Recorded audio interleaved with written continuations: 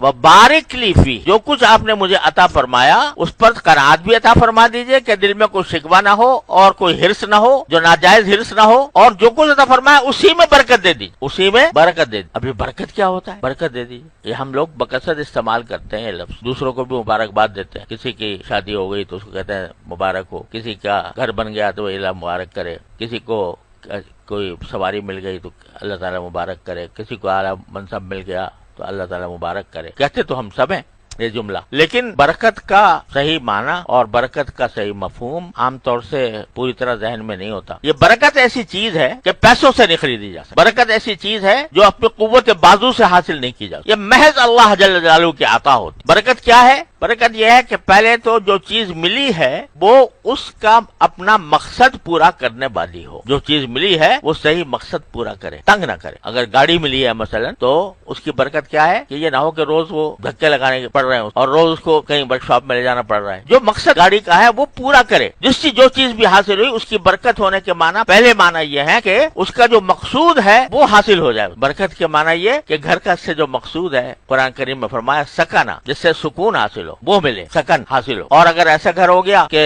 جو ہے تنگی ہے اس میں، یا آج کہیں سے پانی ٹپک رہا ہے، کل کو کہیں سے پانی ٹپک رہا ہے، کہیں سے کوئی گڑبڑ پیدا ہو گئی تو اس میں برکت نہیں ہوئی۔ تو برکت کا ایک معنی یہ ہے کہ جس کام کے لیے جو چیز وضع ہوئی ہے وہ پورا کام دے۔ اب یہ برکت جو ہے نا، یہ پیسوں سے نہیں آتی۔ خرید لائے اعلیٰ سے اعلیٰ چیز، شاندار کار خرید لائے، لیکن جو اس کا اصل فائدہ تھا وہ حاصل نہ ہو سکا۔ دولت ہی لے لو، پیسہ، یہ پیسہ جو ہے بذات خود کوئی نفع پہنچانے والی چیز ہے، اس کو کھا سکتے ہو، اس کو پہن سکتے ہو۔ پیسہ جو ہے یہ تو کچھ اپنی ذات میں کوئی نفع پہنچانے والی چیز نہیں ہے، اس سے کوئی چیز خریدی جاتی ہے، اس سے کوئی راحت کی چیز حاصل کی جاتی ہے تو اس کا کچھ فائدہ ملتا ہے۔ اب پیسہ تو ہے اور روز آدمی اپنا بینک بیلنس چیک کر رہا ہے کہ میرے بینک بیلنس میں آج اتنے اضافہ ہو گیا، آج اتنا ہو گیا، آج اتنا ہو گیا۔ الذی جمع مالا وعددہ، قرآن شریف کہتا ہے کہ جو مال جمع کرے اور گنتا رہے، تو گنتی گن رہا ہے روز، لیکن گھر میں بیماریاں کھڑی ہوئی ہیں، پیسے گن رہا ہے روز اتنے بڑھ گئے، اور معلوم ہوا کہ فلاں بیمار ہو گیا لہٰذا اسپتال لے کے جاؤ، وہاں پر اتنا پیسہ خرچ کر دیا۔ تو پیسہ تو ہے، لیکن جس کام کے لیے آیا تھا کہ راحت ملے وہ راحت نہیں حاصل ہو رہی، برکت نہیں۔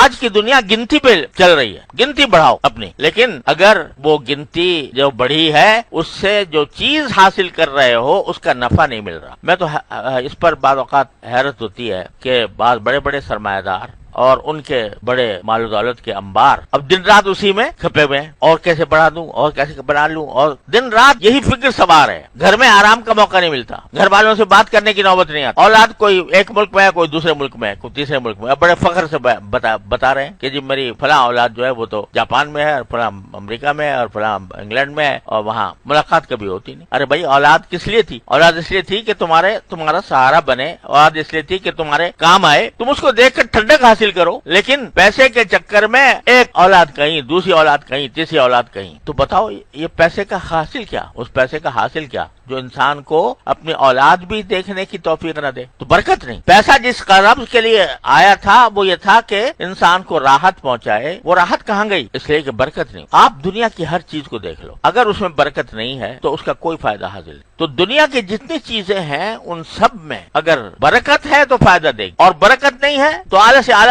سامان بنا لو، کچھ فائدہ نہیں۔ میرے والد ماجد قدس اللہ تعالی سرہ فرمایا کرتے تھے کہ آج لوگوں نے اسباب راحت کا نام راحت رکھ لیا، اسباب راحت کا نام راحت رکھ لیا۔ جو راحت کے اسباب ہیں، بھائی گھر ہے، مکان ہے، اچھا ہے، بستر اچھا ہے، صوفے ہیں، اعلیٰ درجے کا بستر ہے، یہ اسباب ہے راحت، یہ بذات خود راحت نہیں ہے، یہ اسباب ہے۔ اگر یہ ہو موجود اور راحت نہ ملے، کھانا ہے کھا نہیں سکتے، بستر ہے سو نہیں سکتے، تو راحت کہاں گئی؟ لوگ یہ سمجھ رہے ہیں کہ بھئی راحت کے اسباب جمع کرو جتنے ہو سکے، لیکن راحت وہ تو خالص اللہ جل جلالہ کی عطا ہے، وہ پیسوں سے نہیں خریدی جاتی، وہ کہیں سے اپنے قوت بازو کے ذریعے حاصل نہیں کر سکتے۔ اس لیے کہا جاتا ہے کہ اللہ برکت عطا فرمائے۔ تو ایک تو برکت کے معنی یہ ہے کہ جس مقصد کے لیے جو چیز ہے اس مقصد کا فائدہ دے، اور دوسرے برکت کے معنی یہ ہے کہ تھوڑی چیز میں بھی زیادہ چیز کا مقصد حاصل ہو جائے۔ ہے چیز تھوڑی، لیکن اس کو اللہ تبارک و تعالی اس تھوڑی چیز میں میں بھی اللہ تبارک و تعالیٰ اتنی راحت عطا فرما دیں جو بہت ساری چیزوں کے اندر مل کے بھی حاصل نہیں ہوتی. یہ ایک مشاہدہ ہے کہ حلال کمائی کے اندر اللہ تعالیٰ برکت ہے جو حلال طریقے سے حاصل تو وہ تھوڑے میں بھی گزارا ہو جاتا. اور اگر اللہ بچائے ناجائز طریقے اختیار کیے گئے، حرام طریقے اختیار کیے گئے، دھوکہ بازی کی گئی، جو اپنے فرائض ہیں ان میں کوتاہی کی گئی، تو اس صورت میں مال چاہے کتنا بھی ہو جائے لیکن برکت نہیں ہوگی.